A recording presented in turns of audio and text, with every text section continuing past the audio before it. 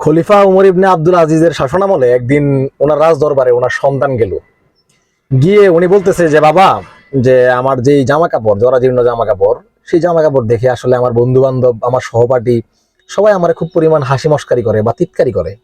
বলে যে তোমার বাবা এত বড় একজন খলিফা হওয়ার পরেও তোমার জামা কাপড়ের এই বাজে হাল কেন?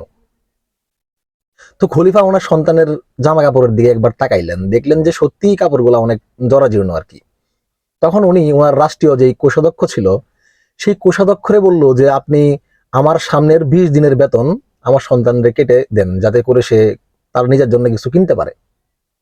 তো এই কথা শোনার পরে কোষাধ্যক্ষ যিনি ছিলেন, তিনি বললেন যে আপনার যদি মনে হয় যে সামনের 20 দিন আপনি বেঁচে থাকতে পারবেন এবং বেঁচে থেকে আপনি কাজ করতে পারবেন, তাহলে এই টাকা আপনার সন্তানরা আমি দিচ্ছি। এই কথা শোনার পরে উমর ইবনে আব্দুল আজিজ চিন্তা করলো যে আমি তো সামনের 20 দিন বেঁচে থাকতে নাও পারি, এর কোনো নিশ্চয়তা নাই।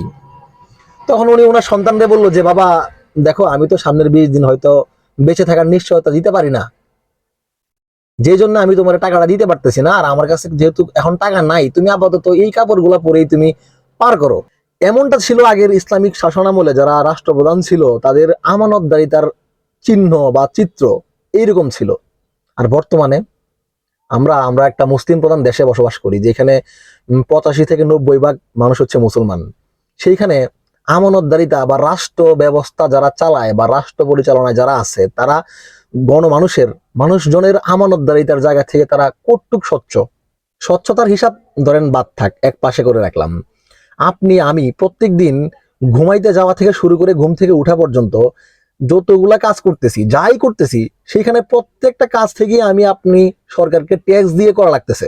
আপনি সকালে ঘুম থেকে উঠে ব্রাশ করা বলেন, পেস্ট বলেন, গামছা দিয়ে মুখ বুঝবেন, আপনার টিউবওয়েলে পানি নাই বা মোটর ছেড়ে পানি তুলবেন, কারেন্ট, আপনার কি আপনার প্রয়োজন, সমস্ত প্রয়োজন মেটাইতেই আপনার সরকারকে ট্যাক্স দেওয়া লাগতেছে, আপনার সরকারকে দেশকে এফোর্ট দেওয়া লাগতেছে।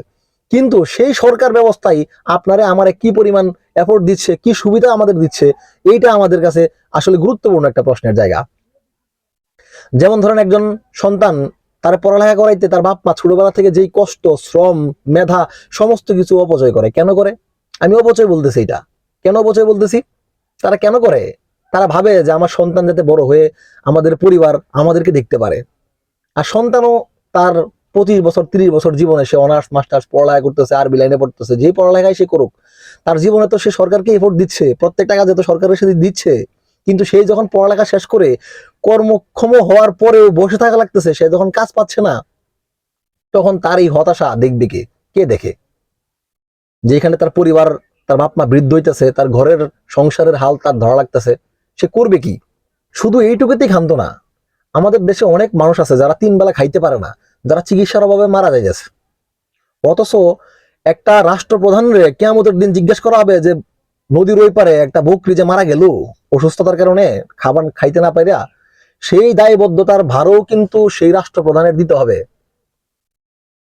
সেই চিন্তা তো আপনার আমার নাই। যদি থাকতো তাহলে হাজার হাজার কোটি টাকা এইভাবে আমরা চুরি করে আমরা দেশের বাইরে নিতে পারতাম না। যেখানে আমার উমর ইবনে আব্দুল আজিজের মতো ব্যক্তি 20 দিন বেঁচে থাকবে কিনা তার নিশ্চয়তা উনি দিতে পারে নাই, সেই জায়গায় আপনি হাজার হাজার কোটি টাকা যে আপনি নিচ্ছেন, আপনি কয়দিন বাঁচবেন?